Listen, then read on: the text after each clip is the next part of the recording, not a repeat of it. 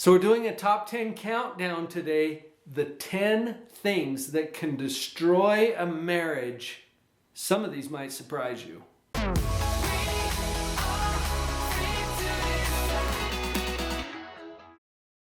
Okay, folks, by popular demand, the top 10 things that can destroy a marriage. Coming in at number 10, leaving the toilet seat up. Now, I'm joking about that a little bit, but what I'm getting at here is an insensitivity to requests and preferences that your spouse has. These are important. You can pay attention to them. Coming in at number 9, being a fun sucker. Being a fun sucker? What does that mean? It means you suck the fun out of everything. Sometimes we take ourselves way too seriously, and that's not good for your marriage. We need to be having some fun. You know what?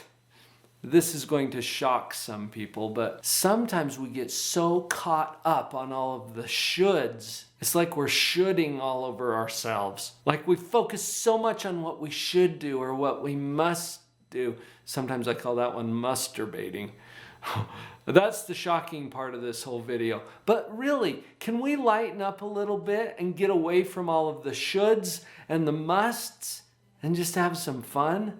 That brings us to number 8, laziness. Just not being willing to step up and do your part. It tends to kill a relationship. And I want to include in this a lack of appreciation, because laziness sometimes comes coupled with disconnect from what other people are doing to take care of all of the tasks and the work that needs to be done in a relationship.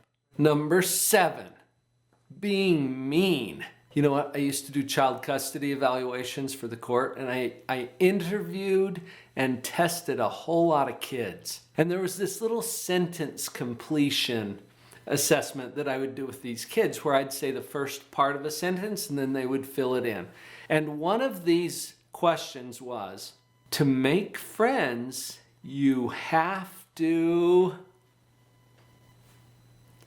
Yeah, what came to your mind? 90+% of these kids all answered that question exactly the same. You have to be nice. Being mean destroys relationships. Tune into that. Next in our countdown, number 6, choose hate. You got a choice. I've talked about this in some other videos. It's going to be either a love choice or a hate choice. And I don't think that there's a neutral option.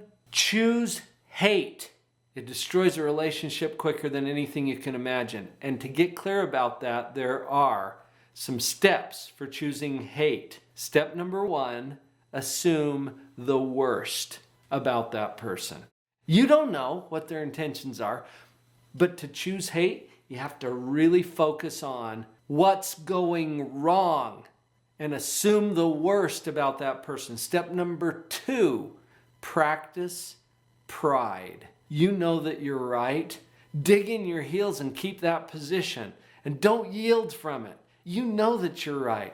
Step number 3 to choose hate, use that creative mind of yours to come up with ways to retaliate and hurt and punish and destroy, because your mind has the ability to do that. It's a great way to destroy a relationship. As we continue our countdown, number 5, disrespect. This is where you treat people like possessions and you use things to manipulate people. You got it?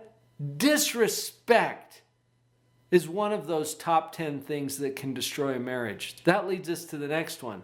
Number 4, form and hold grievances. This is where you dig up the past, okay? Go back to all of those things that happened way back when and pull them back into the future so that you can use them to beat up and diminish this relationship. How's that sounding? And if you're not sure how to hold a grievance, there's 4 steps to that too. Number 1, you get hurt. That's going to happen because every relationship implies some level of hurt. Have you noticed? Step number 2, you over-personalize the offense. Step number 3, You blame someone or something else for how you feel. And step number 4, you create and retell a victim story about how you got hurt. And you spread it around social media and you just revel in that. We're down to the top 3. This is getting really good now. Number 3, being right. Now check in with this for a minute, because we know that we're right. We don't think we're right. We know we're right. And that position has us treating each other terribly. We can practice this right now, because as you're listening to this video, as you're checking in with the top 10 ways to destroy a marriage, notice how many of the things on this list your spouse is doing.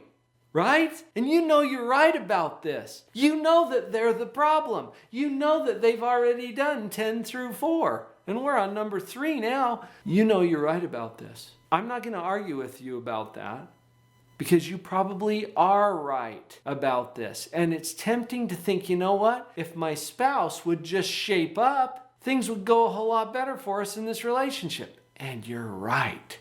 Things would be better. That's a problem. Dr. John Gottman shared some research about how roughly 70% of the problems in a relationship are unresolvable. But he found that this was true of happy, well-adjusted, stable, satisfied couples, as well as the miserable, highly conflicted, headed for divorce couples. There was no difference in the number of unresolvable problems. What's the difference? It's in the way that they handle or approach those problems. And I can tell you that being right is one of the main problems that we encounter in a relationship because of the position that it puts us in relative to our spouse. When you think that your spouse is the problem, that's the problem. It's your thinking about it, and you know that you're right. That's why it's number 3.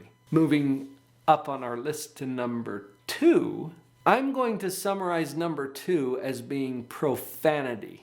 Now you might wonder, what do you mean? Swearing? Well, yeah, that might be part of it. Profanity is where we take something that should be sacred and we make it profane. So this includes a lot of different things. It includes our thoughts and our behaviors. What about addiction, criminal behavior, swearing, infidelity? The list goes on. I'm talking profanity in a very general sense to include all of those things that diminish or profane the relationship. This also includes a detachment from morals and values that should be at the foundation of that marriage. And if they're not, well, that's why it made the list. That brings us to number 1. Number 1 on our list, negativity. It's taking a position by choice that this marriage is bad. Thinking that your marriage is bad is one of the leading causes of creating that very outcome. We get to choose how we evaluate and judge. And this is going to sound like a paradox, okay? I actually learned this at the bank. I took my son there to get a loan for his first car. He had no work history. He had no credit at this point. Okay, he's just a young guy who wants a car. So I take him down to get him signed up for a loan. $3,000 for an old used car. We sit down with the loan officer. She looks over his stuff. She's entering his information on the computer, and she gets this dark look on her face as she looks at my son and says, "I'm really sorry. You don't qualify for this loan." Well, big surprise, right? We knew that he wasn't going to qualify. So I throw my hat in the ring. I'm like, "Hey, how about if I sign on that note and I'll just be the co-signer and you can lend it to both of us?" And she's like, "Oh yeah, that'd be awesome." And so she starts entering my information. She gets an even darker look on her face. She looks back at me and she says, "Sir, that makes it worse." Okay, didn't surprise me because I had been through a bankruptcy sometime before that. And I knew that I didn't qualify either. That's a whole other story. But I was kind of playing with her because at that point I produced from my own pocket $3,000, the amount of the loan we were asking for. I put it on the desk and slide it over to her. And I say, how about I lend you the $3,000, you give the loan to my son, let me co-sign on the loan. How does that sound to you? That way we both get to build our credit. My son gets the car, everybody's happy, right? She lights up. She's like, oh yeah, that would be awesome. We can give you good rates on that. Oh, thank you for the good rates on my own money, right? But this is how banks think. Here's what I learned. You can get the loan when you prove you don't need the money. That's a paradox. And it's true in the world of finance. Here's how it shows up in a relationship. You can have the upgrade because we all know that this marriage could be better, right? Honestly, when is that going to stop being true? Because I don't care how well you're doing. It could always be better, right? It could always be worse too. Number one on our list is negativity, because when you take a position about where your relationship is right now, if you say this is bad, you are more likely to create that bad. Can you get an improvement? Yes. And you're more likely to get that improvement when you realize that you don't need it, that your marriage is good. Think about how this is going to impact your spouse for you to take that position. Are they more likely to work with you or against you when you think that this is good? You see, there's a lot of psychology in that we've talked about in some of the other videos here. But there you have it, the top 10 things that can destroy your marriage. It's good to know about all those things that can destroy a marriage. We're doing some other videos that help you to really enhance that marriage, so stay tuned.